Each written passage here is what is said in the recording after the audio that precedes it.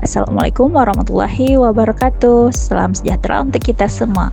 Om Tiastu, Namo Buddhaya, salam kebajikan. Kembali kita bertemu dalam pembelajaran PJOK bersama saya Husnul Khatimah dari SDN 003 Tembilahan Kota. Materi kali ini untuk tingkat sekolah dasar kelas 4, yang mana materinya adalah kebersihan dan kesehatan alat reproduksi dan pencegahan penyakit menular dan tidak menular. Adapun tujuan pembelajarannya, yang pertama, siswa dapat memahami dan menjelaskan konsep pemeliharaan kebersihan dan kesehatan alat reproduksi, serta kesehatan diri dan orang lain dari penyakit menular dan tidak menular sesuai dengan pola perilaku hidup sehat. Yang kedua, siswa dapat menerapkan konsep pemeliharaan kebersihan dan kesehatan alat reproduksi, serta kesehatan diri dan orang lain dari penyakit menular dan tidak menular sesuai pola hidup sehat. Dan terakhir, dapat menerapkan pola perilaku hidup sehat dalam kehidupan sehari-hari. Organ reproduksi adalah salah satu organ penting dalam tubuh. Oleh karena itu, penting bagi kita untuk menjaga kebersihannya. Tujuannya agar fungsi alat reproduksi kita tidak terganggu.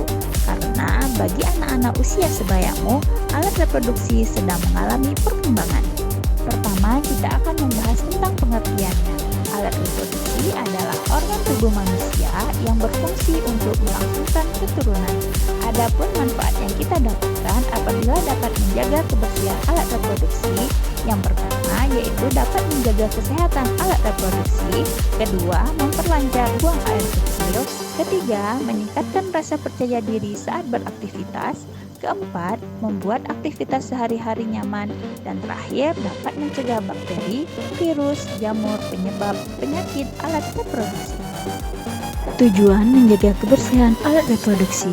Tujuan utamanya agar alat reproduksi kita menjadi sehat.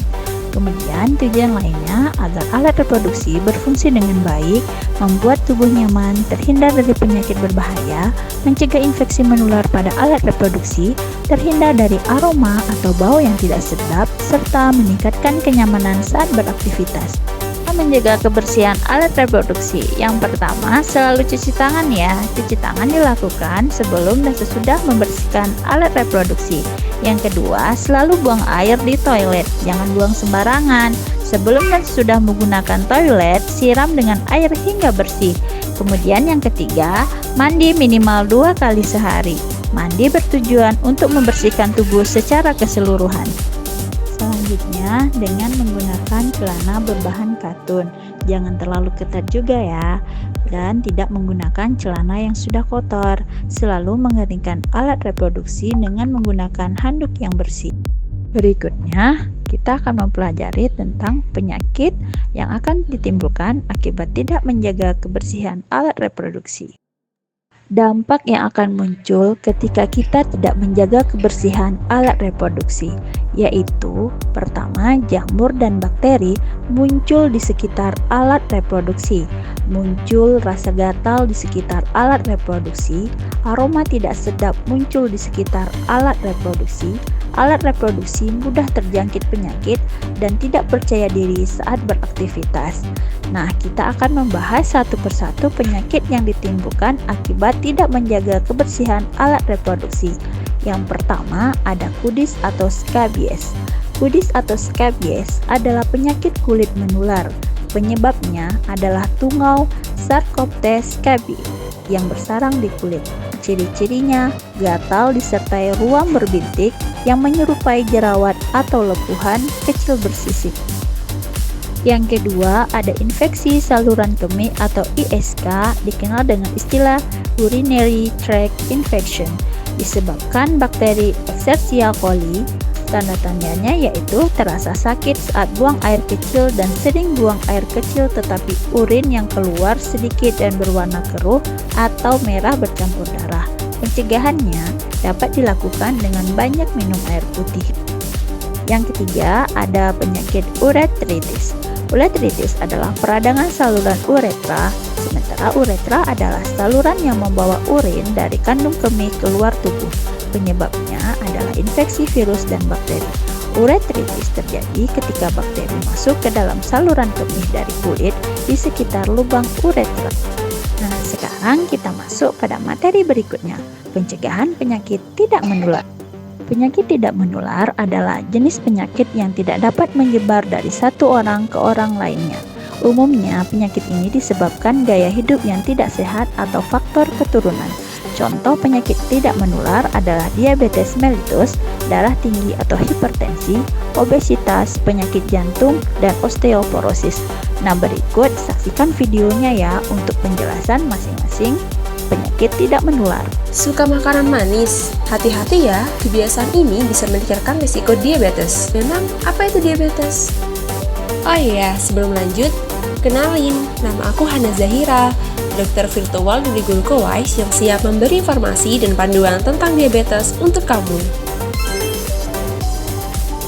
Diabetes adalah kondisi kronis di mana tubuh kesulitan mengatur kadar gula darah. Ini terjadi ketika tubuh tidak menghasilkan cukup insulin atau insulin yang dihasilkan tidak bekerja dengan baik. Ada dua jenis utama diabetes. Tipe 1, di mana tubuh tidak menghasilkan insulin sama sekali. Dan tipe 2, di mana tubuh menghasilkan insulin tetapi tidak cukup atau tidak efektif. Faktor risiko diabetes tipe 2 antara lain obesitas, kurang olahraga, dan juga riwayat keluarga. Gejala diabetes meliputi sering haus, sering buang air kecil, dan juga kelelahan.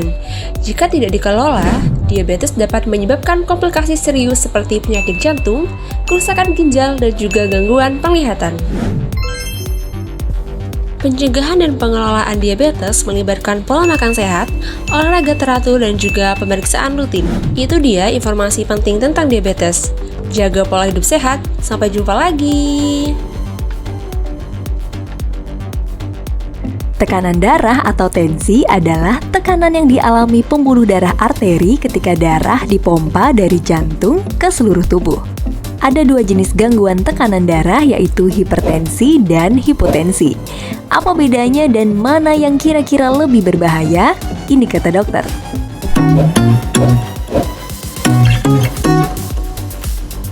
Tekanan darah yang normal berkisar antara 90/60 sampai 120/80.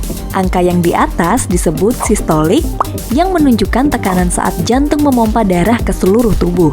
Angka yang di bawah disebut diastolik, menunjukkan tekanan saat jantung dalam keadaan istirahat atau saat terjadi pengisian darah ke jantung. Nah, kalau tekanan darah di bawah nilai normal namanya hipotensi atau tekanan darah rendah. Kalau angkanya lebih tinggi dari nilai normal, menunjukkan kondisi tekanan darah tinggi. Gimana gejalanya? Hipertensi seringkali nggak menunjukkan gejala di awal, jadi disebut-sebut sebagai silent killer. Kalau tensinya udah tinggi banget, baru biasanya memunculkan gejala kayak sakit kepala, pandangan kabur, nyeri dada, sesak nafas, atau sering mimisan. Kalau nggak diobati, tensi tinggi bisa menimbulkan komplikasi penyakit jantung, stroke, dan penyakit ginjal. Beda dengan hipertensi, kasus hipotensi atau tensi rendah lebih jarang terjadi, dan biasanya ada hal yang mendasari munculnya hipotensi. Misalnya, dehidrasi atau kekurangan cairan, perdarahan hebat, penyakit tiroid, atau efek samping obat. Hipotensi juga biasa dialami ibu hamil, atlet, atau orang yang rajin olahraga. Kalau nggak bergejala, sebenarnya hipotensi nggak perlu penanganan lebih lanjut. Tapi hipotensi yang bergejala pusing, mata berkunang-kunang, mual muntah, lemes, sampai pingsan nggak bisa dianggap remeh. Kalau tekanan darah turun drastis secara tiba-tiba, bisa bikin tubuh nggak mendapatkan oksigen yang cukup, maka akan berisiko menimbulkan kondisi berbahaya yang mengancam nyawa. Jadi, mana yang lebih berbahaya, hipertensi atau hipotensi? Hipertensi dan hipotensi sama-sama bisa berbahaya buat kesehatan, jadi nggak boleh meremehkan keduanya. Sebaiknya, lakukan pengukuran tensi secara rutin untuk memantau kondisi kesehatan.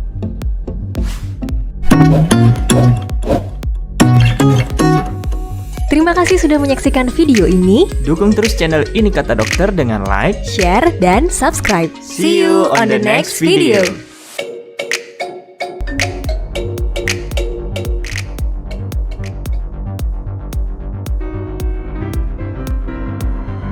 Di seluruh dunia, hampir 40% orang dewasa mengalami kegemukan, bahkan sampai obesitas. Mungkin kita termasuk salah satunya.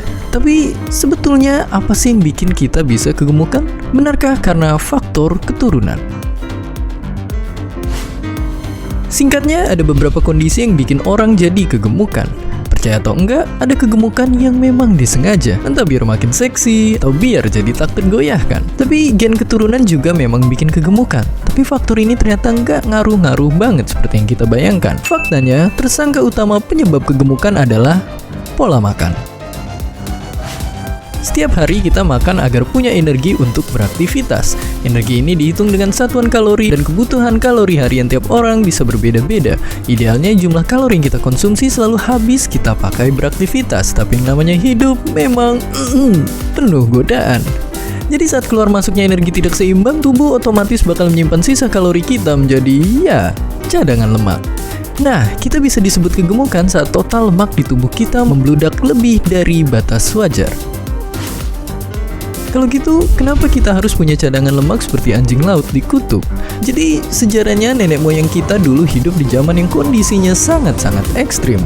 Akibatnya banyak yang tidak sanggup bertahan, makanya tubuh manusia pelan-pelan beradaptasi, baik fisik maupun pola makannya sampai akhirnya punya cadangan lemak seperti mamalia lain termasuk onta.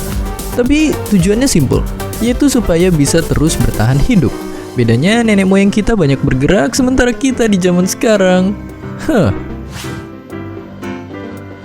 Dan yang paling membedakan kita dengan para nenek moyang yaitu jelas gaya hidupnya. Zaman sekarang banyak makanan berkalori tinggi yang enak-enak dan juga sangat gampang didapat. Sementara itu 8 dari 10 orang di dunia terbukti memang malas gerak. Gimana? Nggak kegemukan? Kita mungkin kurang sadar kalau penyebab kematian terganas di Indonesia banyak yang dipicu oleh kegemukan. Padahal kegemukan itu bisa banget dicegah. Misalnya dengan makan sesuatu yang sangat nikmat tapi sesuai kebutuhan tubuh saja. Karena nabung lemak itu seperti halnya nabung duit. Sedikit-sedikit, lama-lama menjadi bukit. Dan seperti biasa, terima kasih. Lanjut, penyakit jantung. Penyakit jantung adalah gangguan yang terjadi pada organ jantung sehingga jantung tidak dapat berfungsi dengan optimal. Penyebabnya adalah karena merokok, diabetes, kolesterol tinggi, hipertensi, mengkonsumsi makanan berlemak. Nah, terakhir ada penyakit osteoporosis. Osteoporosis adalah penyakit perapuhan tulang akibat massa tulang yang rendah disertai arsitektur tulang dan penurunan kualitas jaringan tulang. Cara pencegahannya yaitu dengan mengkonsumsi makanan tinggi kalsium dan meningkatkan konsumsi kalium dan protein, serta dengan selalu berjemur, rutin beraktivitas fisik, hindari rokok dan alkohol, kurangi minuman bersoda, dan masih banyak lagi. Selanjutnya ada penyakit menular. Penyakit menular adalah jenis penyakit yang dapat menyebar dari satu individu ke individu lainnya. Penularannya dapat terjadi baik secara langsung maupun kontak fisik atau dapat ditularkan melalui udara dan juga hewan. Penyakit ini disebabkan oleh virus dan bakteri. Berikut contoh-contoh penyakit menular. Yang pertama ada influenza atau flu, disebabkan oleh virus influenza. Gejalanya yaitu demam, nyeri otot, sakit kepala, batuk, dan hidung tersumbat. Kedua, ada cacar air. Cacar air adalah penyakit kulit akibat virus varicella zoster. Gejala awal adalah keluar bintik merah pada kulit dengan disertai naiknya suhu tubuh. Bintiknya biasa berisi cairan dan terasa gatal. Cacar air dapat menular melalui kontak langsung dengan penderita atau melalui udara ketika penderita batuk atau bersin. Yang ketiga ada diare atau dalam istilah kitanya dikenal dengan mencret. Penyakit ini disebabkan oleh infeksi virus atau bakteri di dalam usus. Penyebabnya karena tidak mencuci tangan ketika makan makanan yang tidak bersih, dan minum air yang kotor. Gejala utama BAB encer, kadang muntah, demam, mual, dan nyeri perut. Selanjutnya ada penyakit yang dapat menular akibat gigitan nyamuk. Pertama ada malaria. Malaria adalah penyakit akibat parasit Plasmodium yang dibawa oleh nyamuk Anopheles betina. Gejala utama demam tinggi, menggigil, sakit kepala, mual, muntah, kejang, berkeringat diiringi kelelahan dan nyeri sekujur tubuh. Yang kedua, ada demam berdarah dengue atau DBD. Penyebabnya adalah gigitan nyamuk Aedes aegypti yang membawa virus dengue. Gejalanya adalah demam mendadak selama 2-7 hari, muncul bintik-bintik merah, sakit persendian dan otot, sakit kepala, kadang mimisan dan berkeringat dingin, tubuh juga terasa lemas. Nah, selain dua penyakit ini, ada lagi penyakit yang disebabkan oleh nyamuk, yaitu penyakit chikungunya. Itulah tadi penjelasan dan pemaparan tentang materi kita pada hari ini. Terima kasih, semoga bermanfaat. Salam olahraga. Wassalamualaikum warahmatullahi wabarakatuh.